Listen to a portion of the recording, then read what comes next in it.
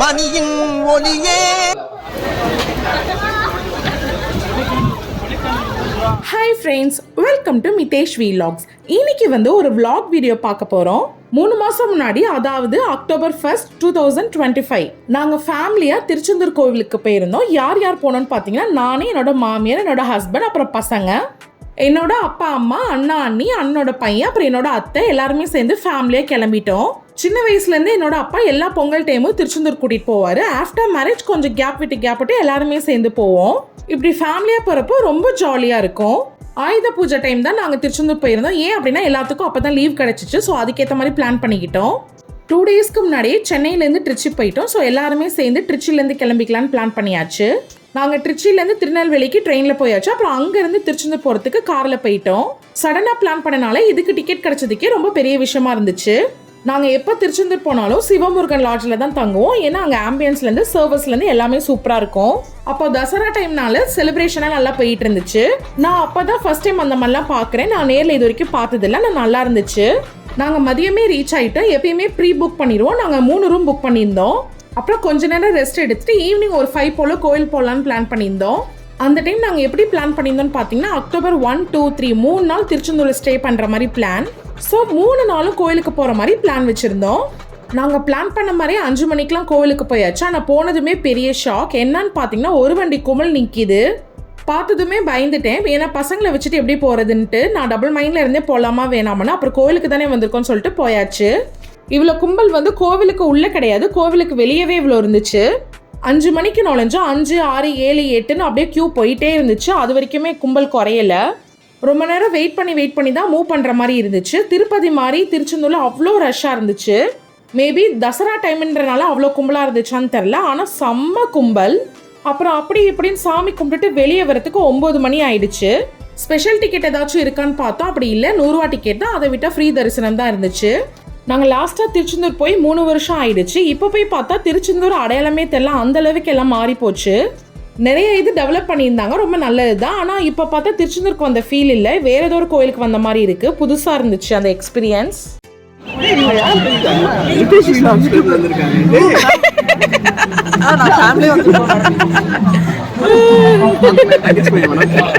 என்னோட அண்ணாவும் அண்ணியும் என்னை வச்சு காமெடி பண்ணிட்டு இருந்தாங்க. பட் நல்லா இருந்துச்சு. அடுத்து டின்னருக்கு ரமேஷ் ஐயர் ஹோட்டலுக்கு போனோம். அங்கே போனால் ரொம்ப கும்பலாக இருந்துச்சு. ஸோ சரின்னு சொல்லிட்டு வெளியே வந்தாச்சு. பக்கத்துலேயே ஹோட்டல் காவேரி இருந்துச்சு. மோஸ்ட்டாக இங்கே தான் சாப்பிடுவோம். அப்பயே இங்கேயே வந்திருக்கலாம் போல், அங்கே பிளேஸ் இருந்துச்சு. ஆயுத பூஜைன்றனால போனதுமே சுண்டல் பொங்கல்லாம் வச்சாங்க. அப்புறம் நான் எப்பயுமே வெளியே போனால் கீ ரோஸ்ட் தான் ஆர்டர் பண்ணுவேன். So as usual ghee roast சாப்பிட்டு முடிச்சுட்டு ரூமுக்கு வந்துட்டோம். அப்புறம் பார்த்தா திருப்பி தசரா செலிப்ரேஷன் போயிட்டு இருந்துச்சு. ஸோ அதையும் பார்த்து என்ஜாய் பண்ணிட்டு இருந்தோம்.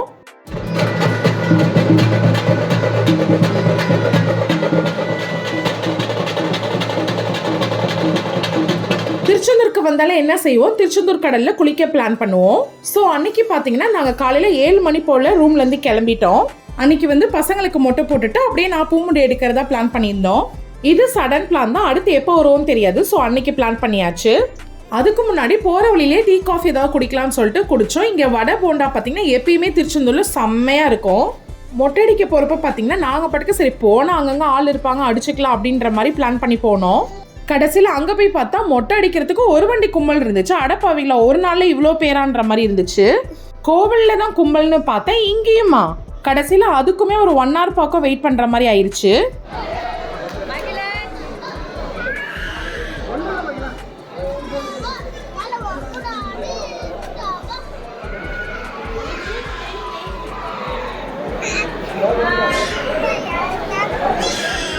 ரெண்டு பசங்களுக்கும் என்னோட அண்ணா மடியில் மொட்டை போட்டுட்டு அடுத்து குளிக்க போயிட்டோம். எனக்கு எப்பயுமே தண்ணியை பார்த்தாலே சின்ன பிள்ளைங்க மாதிரி ஒரே குஷி தான். எவ்வளோ நேரம் வேணாலும் ஊறுவேன்.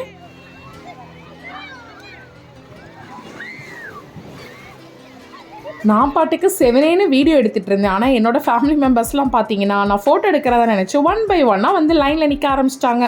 இதில் பல்ப் வாங்கினது நானா இல்லை அவங்களான்னு எனக்கே தெரியல.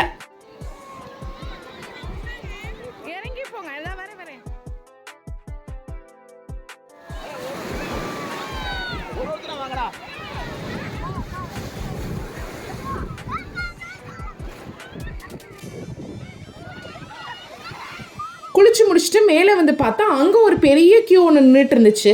அது என்னன்னு பார்த்தா நாலி கிணறுல ஏதோ ஒர்க் போயிட்டு இருக்கனால அங்கே இருக்க தண்ணி இங்கே கொண்டு வந்து எல்லாரும் குளிக்கிற மாதிரி வசதி பண்ணியிருக்காங்க. ஸோ எங்களால் இந்த லைனில் போக முடியாதுன்னு சொல்லிட்டு காசு கொடுத்தா பாட்டிலில் தண்ணி கொடுப்பாங்க. ஸோ அதுக்கேற்ற மாதிரி நாங்கள் வாங்கிக்கிட்டோம். என்னடா இது திருச்செந்தூருக்கு வந்துட்டு நாலி கிணறுல குளிக்க முடியலையேன்னு ஒரே கவலையாக போச்சு.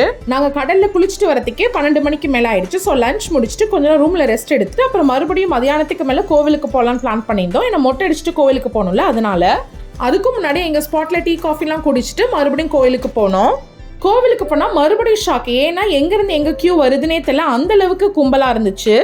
என்னடா இது மதியம் வந்தால் கும்பல் கம்மியாக இருக்கும்னு நினச்சி நாங்கள் மதியம் வந்தோம். கடைசியில் பார்த்தா அப்பயும் நிறைய கும்பல் தான் இருந்துச்சு.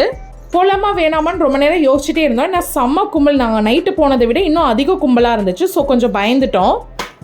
அப்புறம் ரொம்ப நேரம் வெயிட் பண்ணி அங்கிட்டு இங்கிட்டுன்னு எல்லாம் சுற்றி பார்த்துட்டு எங்கிட்டாவது போயிடலான்னு பார்த்தோம். பட் எல்லா பக்கட்டும் ரொம்ப கும்பலாக இருந்துச்சு. ஸோ நாங்கள் என்ன பண்ணிட்டோம், ஈவினிங் வந்துக்கலாம்னு சொல்லிட்டு கிளம்பிட்டோம். சரின்னு ரூமுக்கு வந்தால் மறுபடியும் தசரான்றனால எல்லாரும் வந்து டான்ஸ் ஆடிட்டு இருந்தாங்க. ஸோ அதையும் பார்த்து என்ஜாய் பண்ணிட்டு இருந்தோம்.